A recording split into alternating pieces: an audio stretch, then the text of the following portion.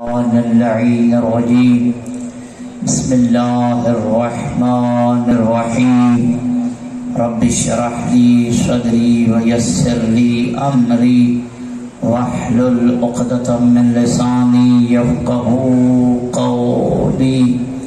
الحمد لله رب العالمين والصلاة والسلام على أشرف الأنبياء والمرسلين سيدنا ونبينا وشفيع ذنوبنا وطبيب قلوبنا ومولانا أبي القاسم محمد.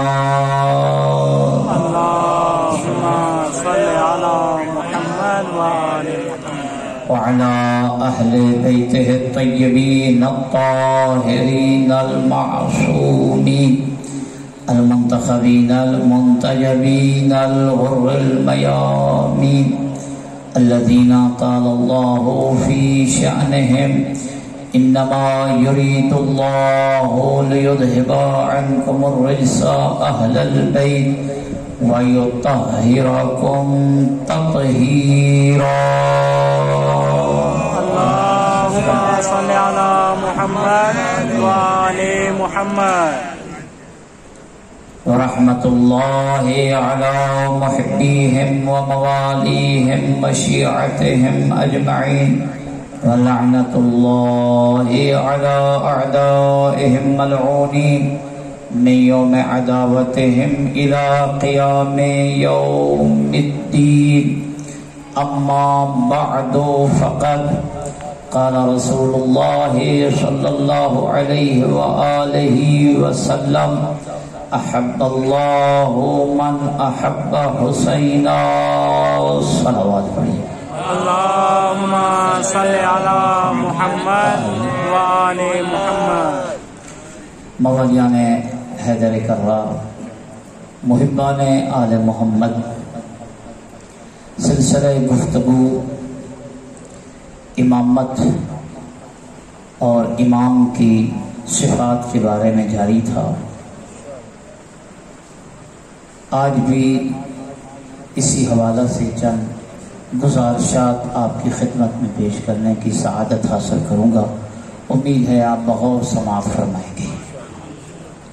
حسین ابن علی کا یہ درسگاہ اور حسین ابن علی کی یہ یونیورسٹی ایسی یونیورسٹی ہے جس پہ ہمیں آتے ہوئے یہ عار محسوس نہیں ہوتا، بلکہ ہمارے لیے باعث شرف اور فخر ہے، چونکہ اس یونیورسٹی سے ہمیں درس حیا بھی ملتا ہے اور درس دین و شریعت بھی ملتا ہے.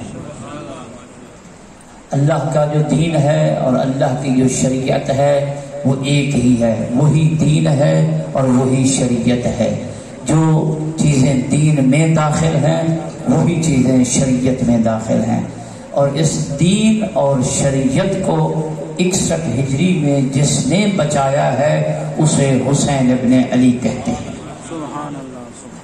اگر مولا حسین کی شہادت کبریٰ نہ ہوتی اور اگر حسین ابن علی کی یہ مصیبت کبریٰ نہ ہوتی، نہ آج مسلمانوں کے پاس دین ہوتا اور نہ آج مسلمانوں کے پاس حیا اور عزت اور غیرت کا نام ہوتا. عزیزو، امامت ایک ایسی دین اسلام میں چیز ہے اور ایسی خصوصیت اور صفت ہے کہ جس کے لیے اللہ رب العزت نے قرآن مجید میں چند صفات کا بھی ذکر فرمایا ہے. چند صفات جو میں نے کل عرض کی تھی وہ یہ تھی کہ امام وہی ہو سکتا ہے جو صاحب علم ہو.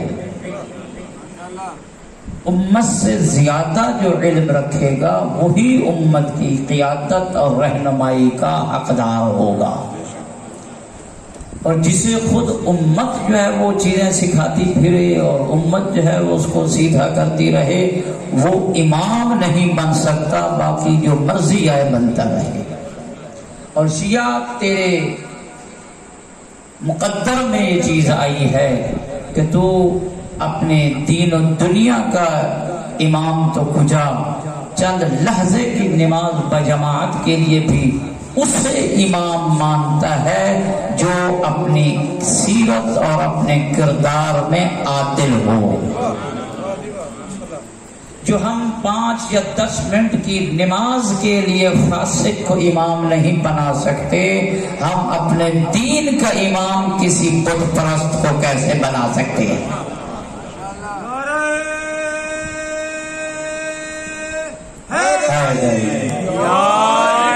اور یہی وجہ ہے کہ شیعوں کو اتنا مقام اور عظمت نصیب ہوئی ہے کہ ان کے اماموں کی وجہ سے شیعوں کا مقام بھی بلند ہے، اس لیے کہ رسول اکرم محمد مصطفیٰ صلی اللہ علیہ وآلہ وسلم نے صلی علی محمد وآل محمد ارشاد فرمایا، اور یہ روایت چھٹے امام سے نقل ہوئی ہے، حضرت نے ارشاد فرمایا اذا کان یوم القیامت یؤتی باقوام بمنابر من نور۔ توجہ رہے، شیعہ اپنے مقام کو سمجھ، اپنے ویلیو کو سمجھ، تیری قدر کتنی ہے، تیری منزلت کتنی ہے، اور یہ جو تیرا مقام ہے تیرے عقیدے کی وجہ سے ہے۔ محمد رسول اللہ فرماتے ہیں جب قیامت کا دن ہوگا یؤتی باقوام بمنابر من نور، نور کے ممبروں پہ بٹھا کے ایک قوم کو لایا جائے گا، نورانی ممبر پہ بٹھا کے ایک قوم کو لایا جائے گا، یغبطہ الاولون والآخرون، اس نورانی ممبر پہ بٹھا کے لانے والی قوم پہ پہلے والے بھی رشک کریں گے اور بعد والے بھی رشک کریں گے۔ جس پہ انبیاء اور صالحین رشک کریں وہ شیعہ حیدر کرام ہے۔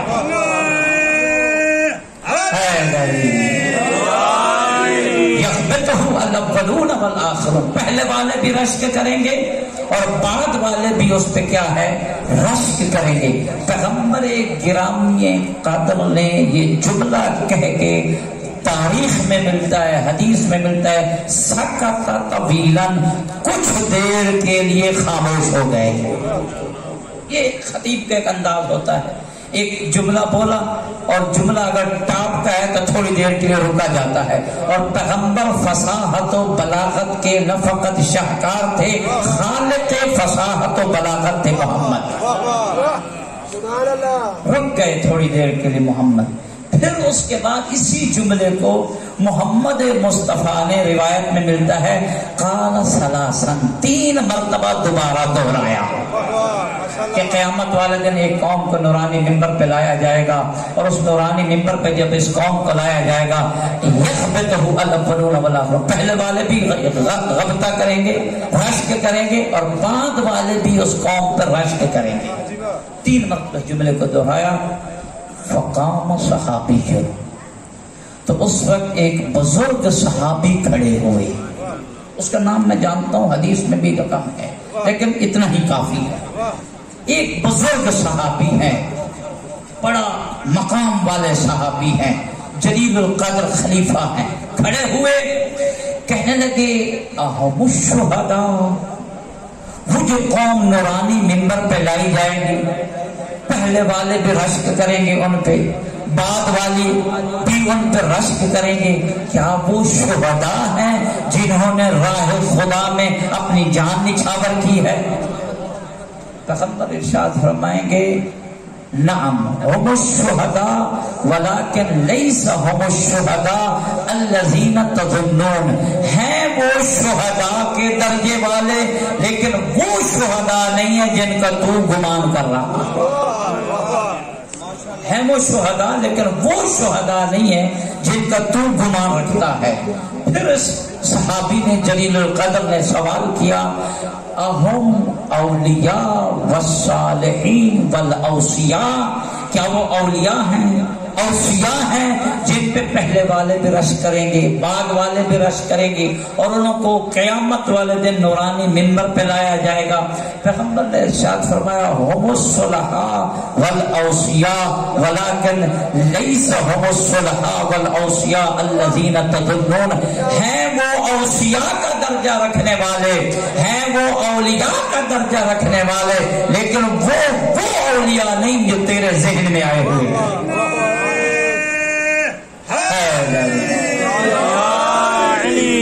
صاحب پریشان، صحابی پریشان، کہنے لگا یا رسول اللہ اہم من السماء من الارض، اتنا بتا دے کیا وہ آسمانی مخلوق ہیں یا زمینی مخلوق ہیں؟ حضرت نے ارشاد فرمایا ہم من الارض، وہ زمینی مخلوق ہیں، آسمانی مخلوق نہیں ہے، زمینی مخلوق ہیں جن کو قیامت والے دن نورانی منبر پہ لایا جائے گا۔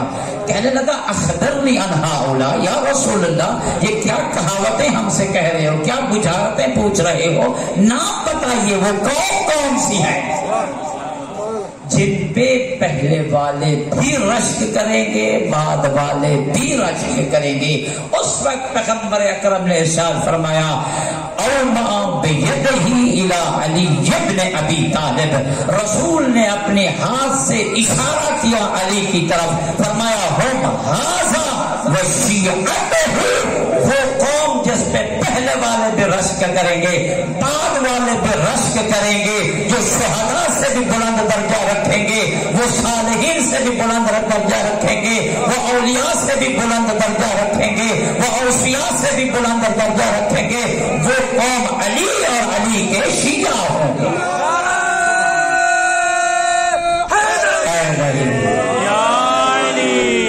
وہ قوم شیعہ ہوں گے اور علی ہوں گے۔ اور کمال کے جملے آگے ارشاد فرمایا میں نہیں کہہ سکتا، قسم بخدا وہ جملے میں نہیں کہہ سکتا، ان کو حذف کر کے آگے جملہ کہتا ہوں۔ اس کے بعد حضرت نے ارشاد فرمایا، رسول اکرم نے ارشاد فرمایا، پہلے یہ بیان فرمایا کہ اس علی سے کون بغض رکھے گا، وہ بغض رکھے گا، جو ایسا ہوگا، جو ویسا ہوگا، جو یہ ہوگا وہ ہوگا، یہ رسول نے بیان فرمایا ہے، یہ میں نہیں بیان کر سکتا۔ ان کی طہارت کے بارے میں جو بھی کہا یہ آپ سمجھ گئے ہیں۔ پھر اس کے بعد علی ولی کی فضیلت بیان کرتے ہوئے رسول اکرم نے ارشاد فرمایا سن میرا صحابی، کذب من زعم انه يحبني ويبغض عليا، توجہ رہے، فرمایا سن اور جا کے لوگوں کو بھی سنا دے، کذب من زعم انه يحبني، جھوٹا ہے وہ شخص جو یہ کہتا ہے کہ میں محمد سے تو محبت کرتا ہوں، ويبغض عليا، لیکن علی سے بغض رکھے، وہ میں محمد کی محبت میں بھی جھوٹا ہے۔ رکیے گا بس ایک جملہ، رکیے گا، میں اس کا ترجمہ یوں کرتا ہوں، محمد نے فرمایا میرا صحابی جا کے بتا دے جھوٹا ہے وہ شخص جو محمد رسول اللہ کو پڑھتا ہے لیکن علی کے ولی اللہ نہیں پڑھتا۔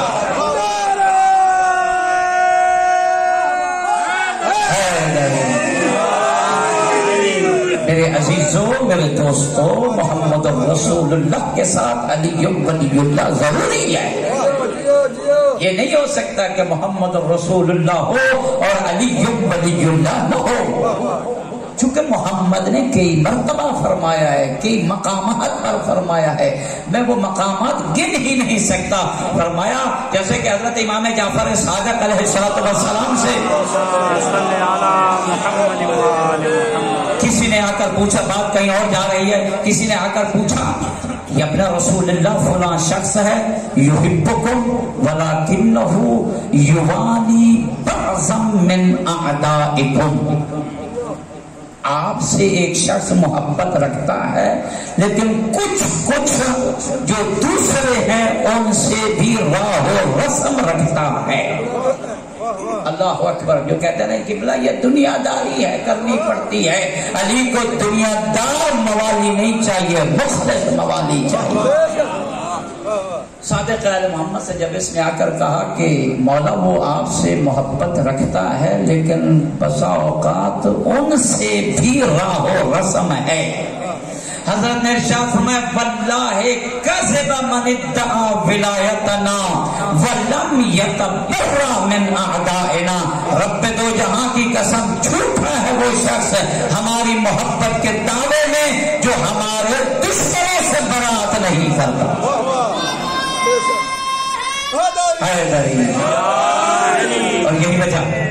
اور یہی وجہ ہے میرے عزیزوں میرے دوستوں، میں کہا کرتا ہوں محمد رسول اللہ اس دنیا میں جب تشریف لائے اور مسلمان کرنے آئے اور لوگوں کو دین اسلام بتانے آئے، وہ اللہ منوانے نہیں آئے تھے۔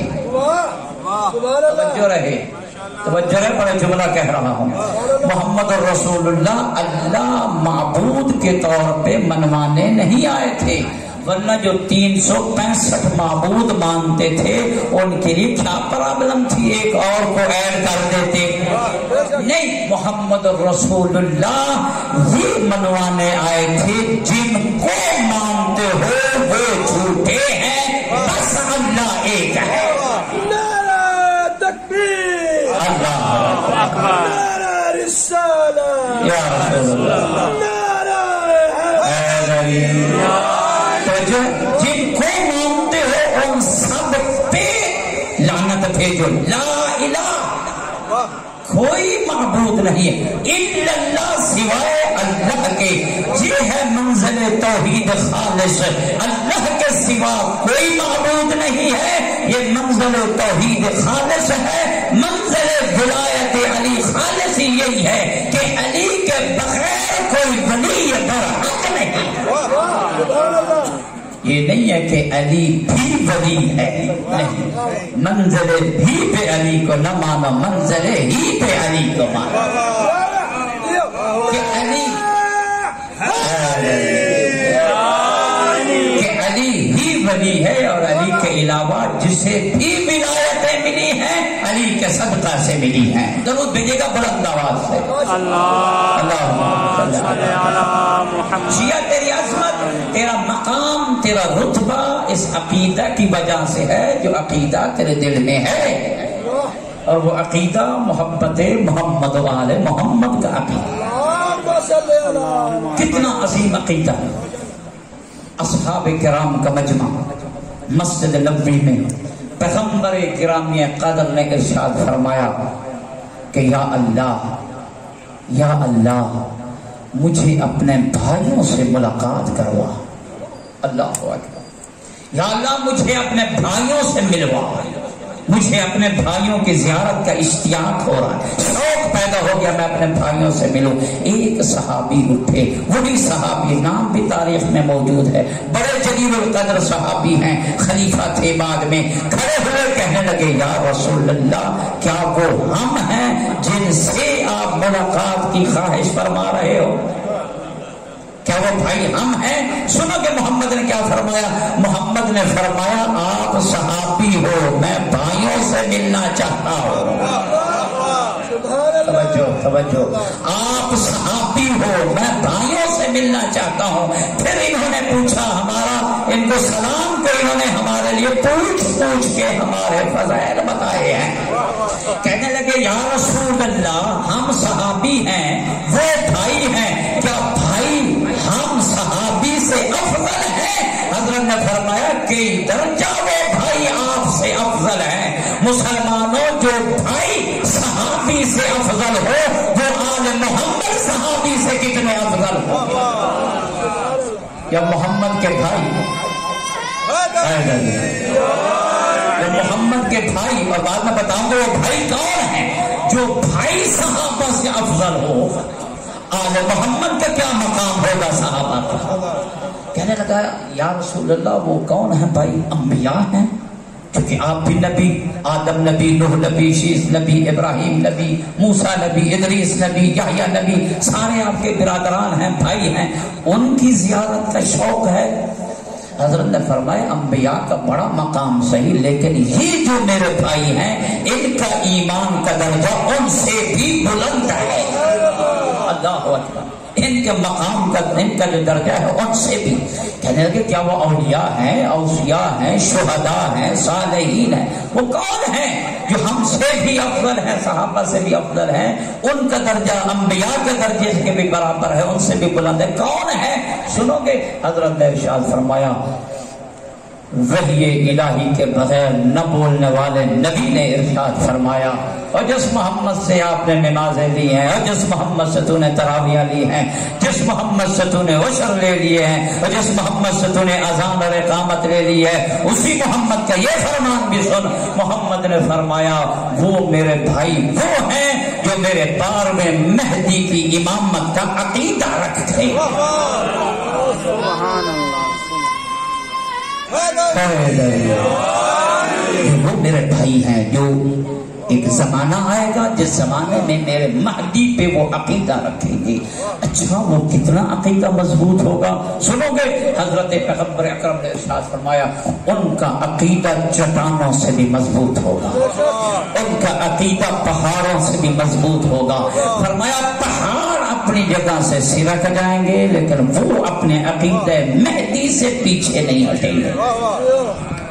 یہ مقام، یہ عظمت تجھے اس عقیدہ امامت سے ملے گا. دعا درود بھیجے گا بلند آواز. توجہ ہے. یہ نظریہ اور اس نظریہ امامت اور نظریہ خلافت پہ ہم اس طرح ثابت اور قائم ہیں جس طرح ثابت رہنے کا حق ہے. اور رسول اکرم نے ساتھ یہ بھی فرمایا یاد رکھو ایک زمانہ آئے گا لوگوں کو امامت کے نظریے سے ہٹانے کی کوششیں کی جائیں گی، لوگوں کو اماموں سے منحرف کرنے کی کوششیں کی جائیں گی، امام معصوم اور ولی علی سے ہٹانے کی کوششیں کی جائیں گی. لیکن میرے کچھ ایسے بھائی ہوں گے جو بڑے مخلص ہوں گے اور اس ایمان اور عقیدہ ولایت کو مضبوطی کے ساتھ ہاتھوں میں تھامے ہوئے ہوں گے. لیکن اس طرح تھامے ہوئیں گے، سنیں گا، اس طرح تھامے ہوئے ہوں گے. فرمایا کل قابض علی جمرۃ من النار، ان کے ہاتھوں میں نظریہ ولایت ایسے ہوگا جیسے مٹھی میں آگ کا انگارہ رکھنا مشکل ہوگا. لوگوں کے حملے ہوں گے، ادھر سے باتیں ہوں گی، ادھر سے باتیں ہوں گی، لوگوں کی طرف سے مسائل پیدا ہوں گے. لیکن شیعہ محب آل محمد نظریہ ولایت اور نظریہ امامت اور عقیدہ امامت سے ایک انچ بھی پیچھے نہیں ہٹنا، چونکہ اس نظریہ کی بنیاد پہ توحید مضبوط ہوتی ہے. اسی نظریہ کی بنیاد پہ کلمہ محمد رسول اللہ کی تکمیل ہوتی ہے. اسی نظریہ علی ولی اللہ اور ان کے 11 بیٹوں کی امامت پہ ہی توحید کامل ہوتی ہے. شاید کہ میں نے کہیں کسی مجلس میں عرض کیا ہوگا، اگر عرض کیا بھی ہے تو ایک دفعہ پھر دوبارہ تاکید ہو جائے گی. حضرت امام جعفر صادق علیہ السلام پوچھنے والے نے پوچھا اور اس حدیث کو نقل کرنے والے ہیں شیخ صدوق رحمت اللہ علیہ، ہمارے مکتب کے جلیل القدر عالم دین. انہوں نے اس حدیث کو نقل کیا. حضرت سے پوچھا چھٹے امام سے ما هو التوحید. توجہ، مولا توحید کیا ہے؟ یہ جو توحید توحید کا نعرہ لگایا جاتا، مولا توحید کیا ہے؟ سنو گے چھٹے امام نے کیا ارشاد فرمایا. صادق آل محمد نے ارشاد فرمایا لا الہ الا اللہ محمد رسول اللہ علی ولی اللہ الہ ہنا التوحید.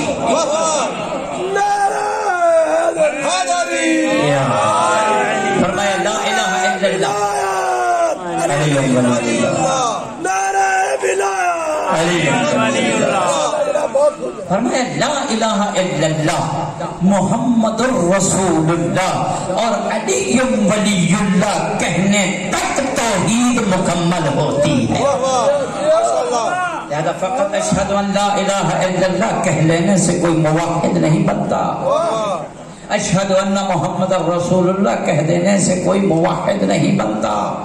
اشہد ان لا الہ الا اللہ، اشہد ان محمد رسول اللہ و اشہد ان علی ولی اللہ جب تک نہیں کہے گا وہ سچا موحد ہی نہیں ہے.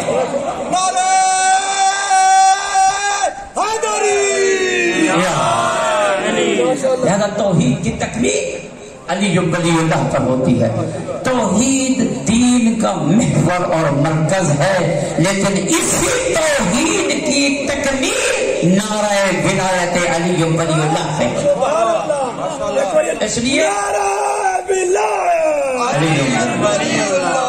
اس لیے کہ اللہ رب العزت کا پیغام کیا ہے؟ اللہ کا پیغام یہ ہے کہ جن کو میں منواؤں وہ مانو. توجہ، جن کو میں منواؤں وہ مانو، یہ نہیں کہ جو آپ بنا کے منوائیں وہ مانو. اتنی سی بات ہے. اور اللہ نے فرمایا ہے کہ جنہیں میں بناؤں ان کو ماننا آپ کا کام ہے. اور یہی وجہ ہے کہ نظریہ امامت میں مناظرہ ہوا ہارون الرشید کے زمانہ میں. توجہ رہے جملے پہ. یہ مناظرہ بڑا جلیل القدر مناظرہ ہے جسے کتاب الاختصاص میں شیخ مفید رحمت اللہ علیہ نے نقل فرمایا ہے. دیکھیے ہماری ساری گفتگو یا شیخ صدوق سے ہے یہ شیخ مفید سے. اب خود ہی اندازہ لگا لیجئے کہ ہمارے یہ علماء کتنا نظریہ ولایت رکھنے والے علماء ہیں. شیخ مفید نے اسے مناظرہ کو نقل کیا. ہارون الرشید نے اپنے وزیر جعفر برمکی کو آمادہ کیا. جعفر برمکی کو آمادہ کیا کہ تو نے مناظرہ کرنا ہے. اور مناظرہ کے لیے کسے بلایا گیا؟ حضرت امام جعفر صادق علیہ السلام کے شاگرد حشام ابن حکم کو بلایا گیا. حشام آیا، جعفر ابن برمکی سے مناظرہ کیا. جعفر برمکی نے کہا کہ فلاں علی سے افضل ہے، علی کیسے اس سے افضل ہو سکتا ہے؟ فلاں علی سے افضل ہے اور علی اس سے کیسے افضل ہو سکتے ہیں؟ اس لیے کہ قرآن میں ان کے بارے میں آیا ہے وَثَانِيَ اثْنَيْنِ إِذْ هُمَا فِي الْغَارِ. فضیلت بھی کیا ڈھونڈ کے لے آئے جو غار والی. ہم چاہتے ہیں میدان والی لے آؤ، غار والی فضیلت لے کر آ گئے. کہنے لگے وَثَانِيَ اثْنَيْنِ إِذْ هُمَا فِي الْغَارِ. وہ محمد کے ساتھ دوسرے تھے غار میں.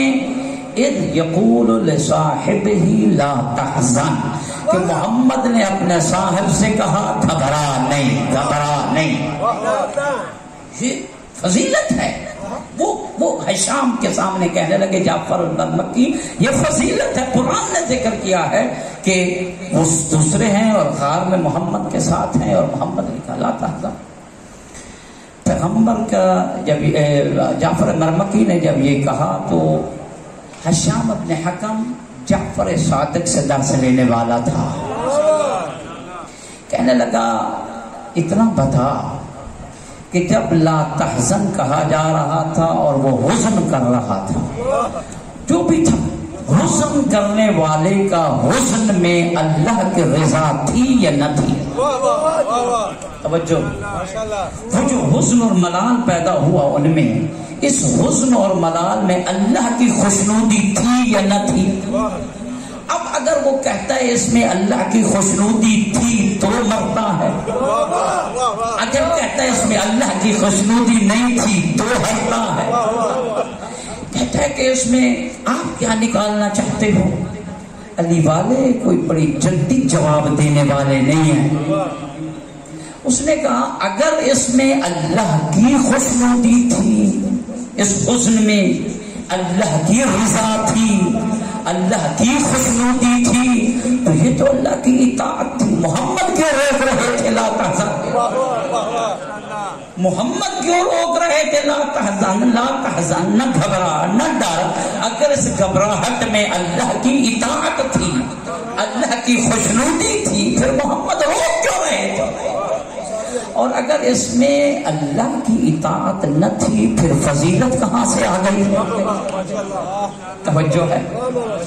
اگر اس حزن اور ملال میں اور گھبراہٹ میں اور کپ کپی میں اور خوف میں اللہ کی خوشنودی نہیں تھی تو اس میں فضیلت کہاں سے آ گئی؟ کہنے لگا آپ ایسے ہی ادھر ادھر کی باتیں کرتے ہیں آپ لوگوں سے تو مناظرہ بنتا ہی نہیں ہے، آپ کو پتہ نہیں ہے امام افضل ہے اور علی کی کیا فضیلت ہے۔ اس وقت حشام نے کہا تو نے اب مجھے چھیڑ دیا ہے، سن پھر علی کی فضیلتیں کیا ہیں، سنو گے اب علی کی فضیلتیں جو حشام نے کہی ہیں۔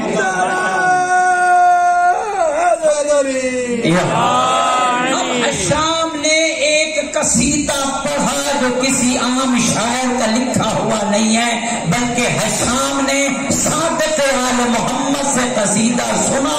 اب وہ ہارون رشید کے دربار میں علی ولی اللہ کروا رہا ہے۔ حشام نے کہا آپ سب یہ مانتے ہو اور یہ کہتے ہو ان الجنت اشتاقت الی اربعۃ نفر، جنت 4 لوگوں کی مشتاق ہے، باقی سارا جہان جنت کا مشتاق ہے، 4 ایسے ہیں جن کے لیے جنت مشتاق ہے۔ فرمایا وہ 4 کون ہیں؟ فرمایا علی ولی اللہ والمقداد وسلمان و ابی ذر، ایک علی ہے، ایک مقداد ہے، ایک سلمان ہے اور ایک ابو ذر ہے۔ وقد دخل صاحبنا فی هذه الفضیلۃ معهم وتخلف عنهم صاحبكم، فرمایا اس فضیلت میں کہ جنت 4 ہستیوں کا مشتاق ہے، ان 4 میں میرا امام تو ہے، تیرا پیشوا کہاں ہے؟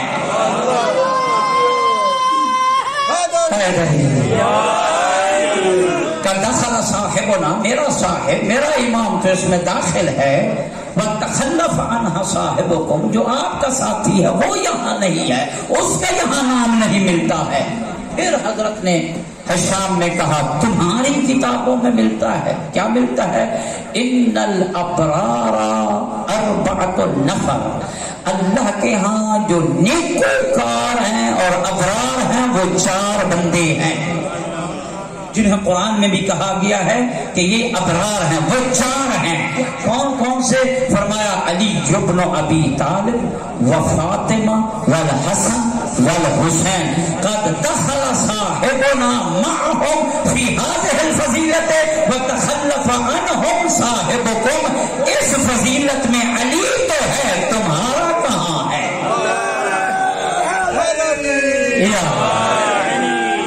یہ 4 ابرار ہیں جو کہ قرآن میں بھی ان کا ذکر موجود ہے، آپ کی کتابوں میں ہے۔ پھر حشام کہتا ہے کہ آپ کے ہاں بھی یہ موجود ہے کہ 4 ایسے ہیں جو قرائے قرآن ہے، ان القراء 4 نفر، 4 ایسے ہیں جو قاری قرآن ہیں، 4 ایسے ہیں جو قاری قرآن ہیں، جن کی اپنی قیمت بھی ہے اور ان کی اپنی کیا ہے وہ طریقہ تلاوت قرآن بھی ہے۔ 4 ایسے ہیں، ہم علی ابن ابی طالب، عبداللہ ابن مسعود، ابی ابن کعب و زید ابن ثابت۔ وہ یہ 4 یہ ہیں، علی ہے، ابی ہے، عبداللہ ابن مسعود ہے، زید ابن ثابت ہے۔ قد دخل صاحبنا معهم فی هذه الفضیلۃ وقد تخلف عنهم صاحبكم، اس فضیلت میں ہمارا علی تو ہے، تمہارا فرمایا ابرار ہونا بھی فضیلت ہے، قاری قرآن ہونا بھی فضیلت ہے، جنت جس کی مشتاق یہ بھی فضیلت ہے۔ 5ویں فضیلت فرمایا ان الشہداء 4، فرمایا اسلام پہ جن لوگوں نے جان دے کے درجہ شہادت پا کے شہداء کا درجے پہ آیا وہ 4 ہی ہیں، وہ 4 شہداء ہیں، ہم علی ابن ابی طالب و حمزہ ابن عبد المطلب و عبیدہ ابن عبد المطلب و جعفر طیار۔ یہ 4 ہیں شہداء جنہوں نے اپنے خون سے شجر اسلام کی آبیاری کی ہے۔ قد دخل صاحبنا معهم في هذه الفضیلت وتخلف عنهم صاحبكم. درجہ شہادت میں ہمارا علی تو ہے، تمہارا کہاں ہے؟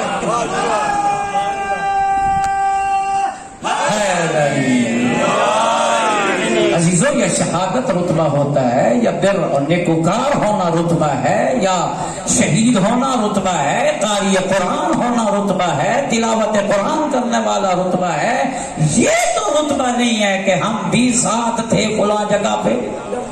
نہیں عزیزوں، جب یہ اس نے کہا اور یہ آخری فضیلت جب بیان کی، حشام نے جیسے یہ فضیلت بیان کی، پردہ کے پیچھے ہارون الرشید بیٹھا ہوا تھا، اس نے پردے کو ہلایا. سبحان اللہ. میں کہا کرتا ہوں جو ہمارے آل محمد کے فضائل کو سامنے نہیں دیکھ سکتا، وہ آل محمد کا سامنے مقابلہ کیسے کر سکتا؟ پردے کے پیچھے چھپ کے اس نے پردہ ہلایا. جعفر برمکی کو پتہ چل گیا. اس نے کہا مجلس برخاست کرو، مجلس برخاست کرو، ہم تو چوراہے پہ ننگے ہو رہے ہیں، ہم نے کیا سوچا تھا اور یہ کیا کر رہا ہے. فوراً مجلس برخاست ہوئی. پھر اس نے حشام ابن حکم کو گرفتار کیا، اور حشام ابن حکم کو گرفتار کر کے اس نے کہا اب تجھے میں ضرور قتل کروں گا. حشام نے کہا اسی کے لیے تو ہم فضائل علی پڑھ رہے ہیں، تاکہ تو قتل کرے گا، لوگ پوچھیں گے جرم کیا ہے، پتہ چلے گا جرم یہ ہے کہ یہ علی کے فضائل پڑھ رہا ہے.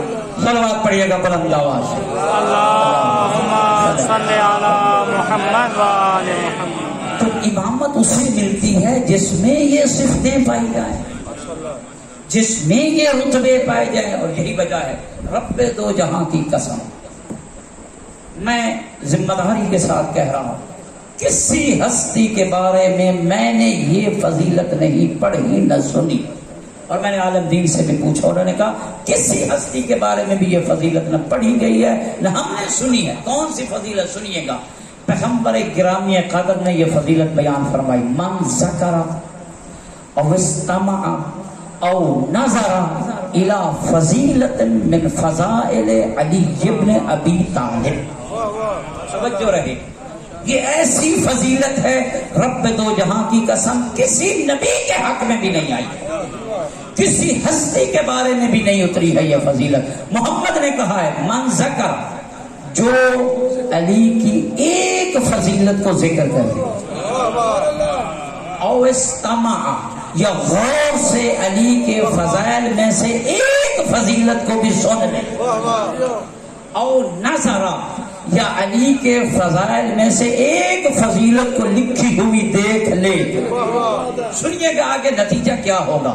ایک فضیلت کہے، ایک فضیلت سنے، ایک فضیلت دیکھے، پڑھے نہیں، ایسے دیکھے، گزرتے گزرتے دیکھ لی اس نے.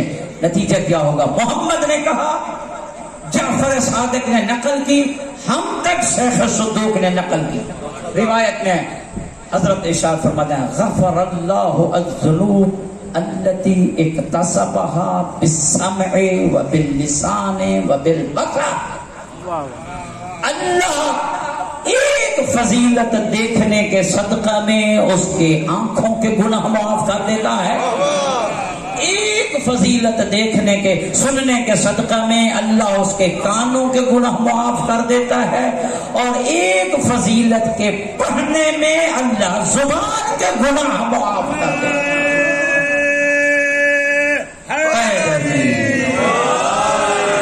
توجہ ہے، ایسا حرص، ایسا تعویذ اور ایسا کوئی عمل کہیں پایا جاتا ہے مجھے لا کے دیجیے. یہ حرص فقط فضیلت علی ابن ابی طالب میں ہے. اگر بھول چوک کر کسی سے زبان کی غلطی ہوئی ہے، ذکر علی کرنے سے اللہ اس کی زبان کے گناہ معاف کر دیتا ہے.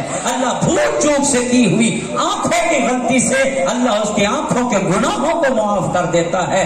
اور اگر اس کے کانوں کی بھول چوک کی غلطی ہوئی ہے، اللہ ذکر علی سننے سے اس کے کانوں کے گناہ معاف کر دے گا.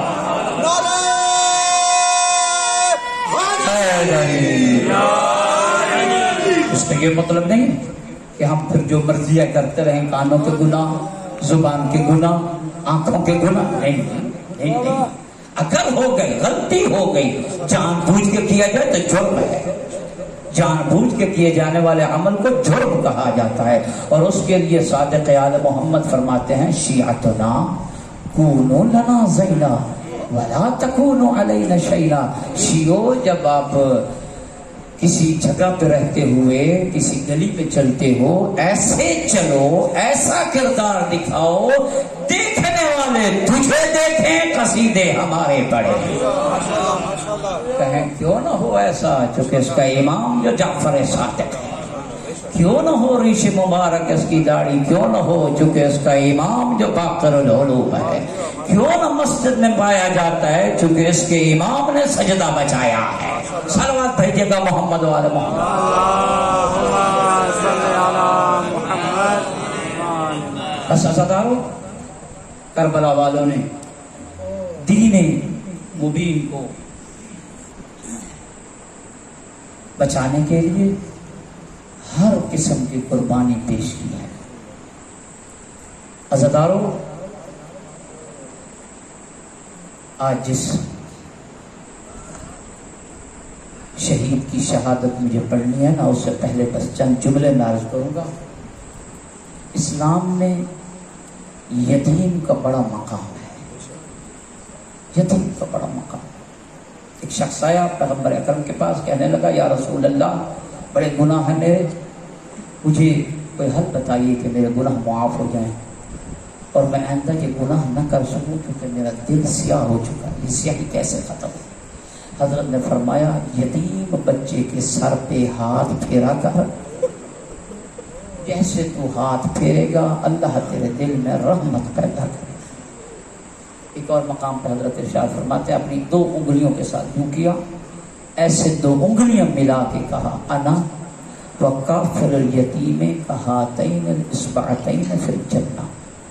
فرمایا جنت میں میں اور یتیم پرور انسان ایسے اکٹھے ہوں گے جیسے یہ میری 2 انگلیاں اکٹھی۔ لیکن عزادارو، کربلا میں حسن کے یتیم کے ساتھ امت نے کوئی اچھا سلوک نہیں کیا۔ رحم اللہ، حسن کے یتیم کے ساتھ جب حسن کا یہ یتیم ہوا نا، 3 سال کے تھے جناب قاسم، اور جب ایک نوجوان خاتون بیوہ ہوتی ہے نا، اور اس کی جب اولاد ہو، اولاد کے سہارے زندگی گزارتی ہے، اور یہی امان اس کے دل میں رہ جاتے ہیں، یہی ارمان اس کے دل میں رہ جاتے ہیں، میری اولاد جوان ہوگی، میں اولاد کی شادی کروں گی، میرا سہارا بنے گی اولاد۔ لیکن ام فروہ کو کیا پتا تھا کہ قاسم کی شادی نہیں، قاسم شہید ہوگا اور اس کے خون سے اس کے سفید بالوں کا خضاب ہوگا۔ اجرکم اللہ، اجرکم اللہ۔ عزادارو، قاسم امام حسین علیہ السلام کو بڑے پیارے تھے، بڑے پیارے تھے۔ شب عاشور حسین ابن علی ایک ایک کو جنت کا مقام بتا رہے ہیں، اکبر تیرا یہ مقام، فلاں تیرا یہ مقام، صحابہ کو بتایا، ایک ایک کو بتایا، تم نے کل شہید ہو جانا ہے، تم نے کل شہید ہو جانا ہے۔ قاسم نے کہا مولا میں بھی شہید ہوں گا؟ حسین کو اتنے پیارے تھے، اسے شہادت کا نہیں کہا، بس اتنا کہا ہے قاسم اصغر بھی شہید ہو جائے گا، قاسم اصغر بھی شہید ہو جائے گا۔ سنو گے جب قاسم نے یہ سنا نا اصغر بھی شہید ہوگا، قاسم یہ برداشت نہ کر سکا، کہنے لگا چچا اصغر خیموں میں ہے، کیا ظالم خیموں میں داخل ہو گئے؟ اجرکم اللہ، اجرکم اللہ۔ چچا کیا ظالم خیموں میں داخل ہوں گے؟ میں کہوں گا قاسم کاش 11 محرم کی رات کو ہوتے اور آپ دیکھتے کیسے زینب ام کلثوم پہرے دے رہی ہے۔ اجرکم اللہ۔ قاسم نے کہا چچا اصغر تو شہید ہوں گے، میں بھی شہید ہوں گا۔ چچا نے پھر بھی فوراً موت کے بارے میں نہیں کہا، پوچھا ہے قاسم کیف عندک الموت، موت تیرے نزدیک کیسی ہے، موت تیرے نزدیک کیسی ہے؟ رب دو جہاں کی قسم، کسی فلسفی نے بھی، کسی عالم نے بھی، کسی شخص نے بھی موت کا ذائقہ آج تک ایسا نہیں بتایا جیسا قاسم نے بتایا۔ قاسم نے کہا، حسن کے یتیم نے کہا الموت عندی احلی من العسل، موت میرے نزدیک چچا شہد سے بھی زیادہ میٹھی ہے۔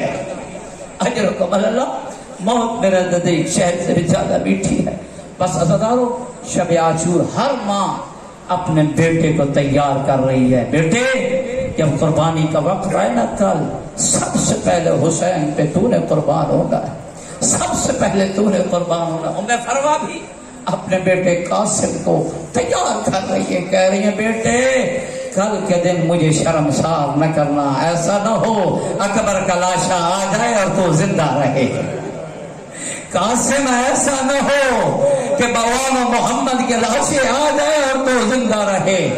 قاسم اپنے چچا پہ پہلے جا کے قربانی دینی ہے۔ قاسم ہاتھ جوڑ کے کہتا ہے اماں دن تو ہونے دے، پھر دیکھنا باب حسن کی کیسے شجاعت دکھاتا ہوں۔ اجرکم اللہ، اجرکم اللہ۔ دن ہوا، جیسے جا رہے تھے شہادت کی اجازت مانگ رہے تھے، ایک ایک جوان اجازت مانگتا چلا گیا، ایک ایک جوان چلا گیا۔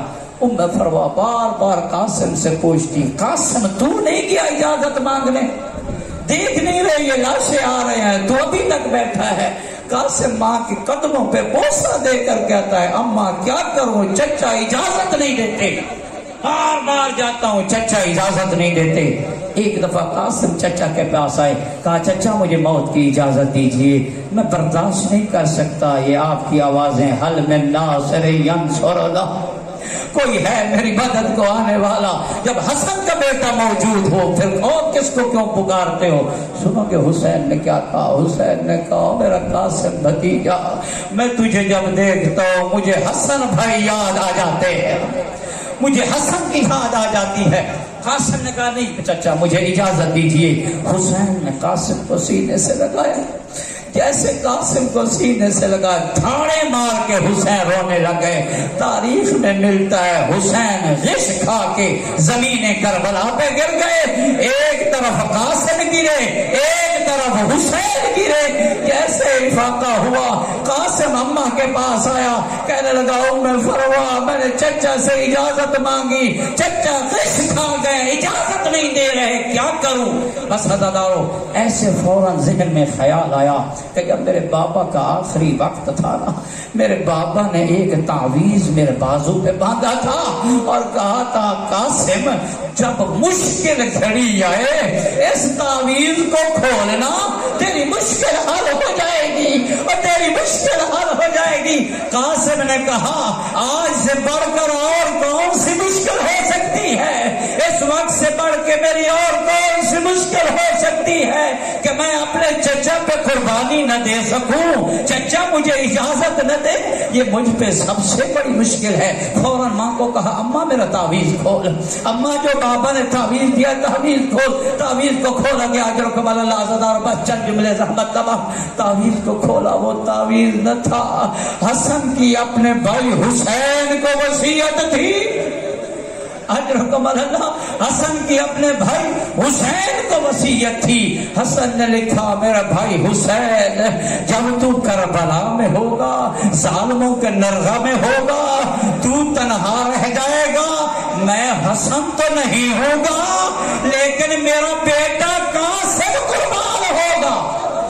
قاسم نے جب یہ تعویذ کھولا، یہ وصیت کھولی، فوراً لے کے آیا اپنے چچا کے پاس۔ اپنے چچا کے پاس آ کر کہتا ہے چچا اس وصیت کو پڑھیے، چچا میرے بابا حسن کی وصیت ہے۔ حسین علم امامت سے جانتے تھے، اس تعویذ کو سینے سے لگایا، آنکھوں سے لگایا، چوما اس تعویذ کو، کیسے مجھے اپنے بھائی حسن کی خوشبو آ رہی ہے۔